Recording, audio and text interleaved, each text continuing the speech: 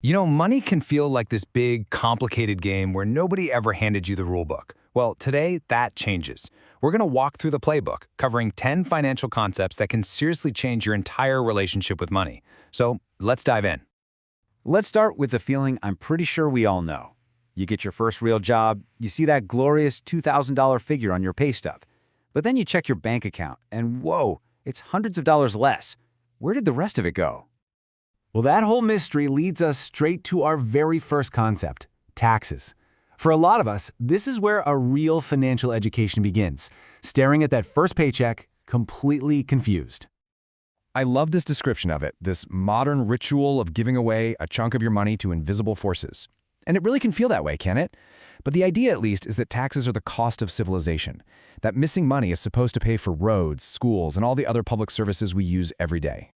So how exactly is that money collected? Well, it's not just one big grab. There's income tax, which is on your earnings. There's sales tax on stuff you buy. If your investments do well, you'll see a capital gains tax. And then there's Social Security and Medicare, which are really just a forced savings plan for your own retirement and future health care. Okay, so you've been taxed. Now what about the money that actually does land in your account? That brings us to the systems that are quietly controlling your cash behind the scenes. I think most of us, when we picture a bank, we picture a giant vault, right? Just a super secure warehouse for our money. But the reality is way more interesting. A bank is actually more like a financial matchmaker. It's a middleman, connecting people who have money with people who need it. And the system that lets them do this is called fractional reserve banking. It means when you deposit, say, $1,000, the bank doesn't just stick it in a safe. It's legally required to keep only a small piece of it, a fraction, on hand. The rest of it, they can lend it out. So your $1,000 deposit might become someone else's $900 loan for a jet ski. The key thing to get here is that your money isn't just sitting there. It's out there, working. Now, the engine that powers this whole system is interest. And interest has two totally different personalities. When you're the one borrowing, interest is your enemy. It's the price you pay for using someone else's money, and it can turn a $12 burrito on a credit card into a $50 regret. But when you're saving, interest becomes your best employee. It works for you 24/7, making you more money. And when that employee starts earning its own employees, well, that's when you unlock compound interest. This is without a doubt the most powerful concept in finance. Honestly, it's less like math and more like a real-life cheat code for building wealth. Let me just show you what I'm talking about. Okay, so let's say you start with just $100. You put it somewhere it can grow, like a savings account or an investment. After a while, it earns some interest. Simple enough, right? You've made a little extra cash just for being patient. Now here's where the magic happens. You leave that money alone. Eventually it grows to $200. But here's the crucial part. You're not just earning interest on your original $100 anymore. You're now earning interest on the full $200. Your earnings have officially started earning their own money. And that's how it just starts to snowball. Your money makes money, and then that new money starts making its own money. It's an accelerating process, and it's how small, consistent savings can absolutely explode into serious wealth over a long period of time. But of course, every good story needs a villain. And in our story, it's inflation. It's that sneaky feeling you get when you buy a bag of chips and it feels like it's half empty, or you notice the price is way higher than last year. Your $5 bill is still a $5 bill, but its purchasing power, what it can actually buy, is slowly being eroded. So, knowing these forces are out there working for and against you, how do you go from being a passive spectator to an active player who's in it to win? The rest of this is all about grabbing the controls and building your own financial power. And that really starts with your credit score. I want you to think of this 3-digit number, not as a measure of how rich you are, but as a measure of your financial trustworthiness.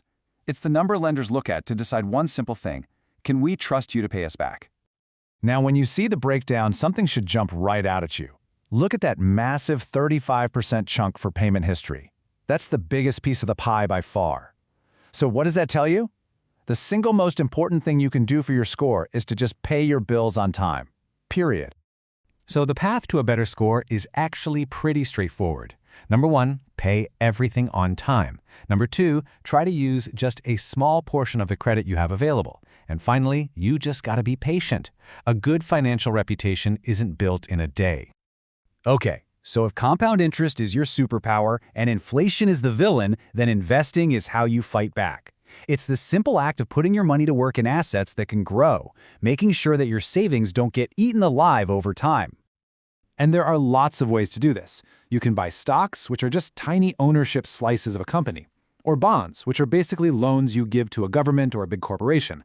You can buy funds, which are just convenient baskets of all these things, or even physical property like real estate.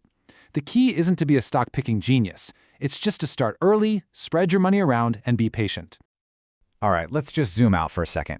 All of these personal finance ideas, well, they exist inside a much, much bigger economic system.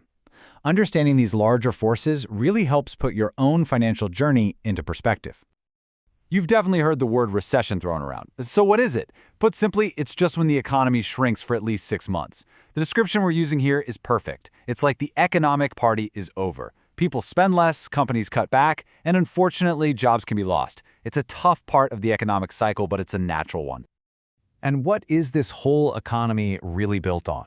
When you get right down to it, it's built on a shared belief. As the quote says, money is really just a social construct. A dollar bill is a piece of paper. The only thing that gives it value is that all of us collectively agree that it has value. It's all based on trust. And this whole idea of value is fascinatingly subjective. Think about it. A simple handbag from Target is worth maybe $50, and that value is based on its function. But a Gucci handbag, made of pretty similar materials, can be worth $5,000. Why? Because of perception, brand, and status.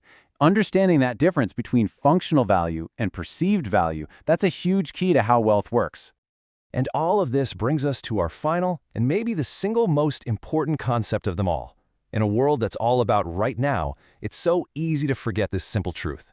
But real, lasting wealth isn't built in a day. It's not about getting rich quick. It's built in decades by letting time and the quiet power of compounding do their incredible work. The greatest financial asset you have isn't your paycheck, it's time.